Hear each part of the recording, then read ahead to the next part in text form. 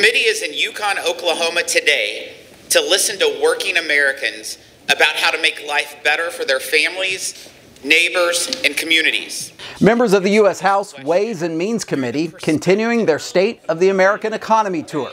After kicking things off in West Virginia on Tuesday, both Republicans and Democrats at Express Ranch near Yukon to hear from small business owners. I know firsthand that the American people, not Washington, know what's best for all of us. So we've got about 25 members of the Ways and Means Committee, the most powerful committee in Congress, out seeing how the tax policy is working, out seeing how health care policy and trade policies are working. And I think the American people want to know what's going on inside the Beltway in Washington, D.C. Critically important thing. Ways and Means is tax policy, and it's a variety of things under their control that affect industry. We work what is considered a dirty job, but still an essential job.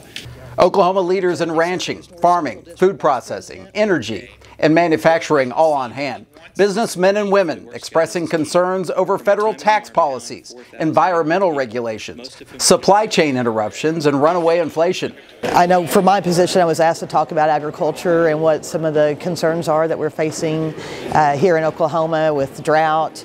Market's great as far as the cattle market goes, but if you don't have anything to sell, that doesn't really do much for you. So just an incredible chance to tell Oklahoma's story to a very powerful committee in Washington. The lack of workforce, in my opinion, is the root cause of all of our problems today. Maybe the biggest topic for congressmen and women and for the witnesses, workforce, specifically labor shortages, skilled labor scarcity, child care roadblocks, and federal actions some say are hurting their businesses. I saw this train wreck coming a long time ago, and unfortunately the train wreck continues, and we just keep getting run over by it. Reduce the incentives for people to stay home.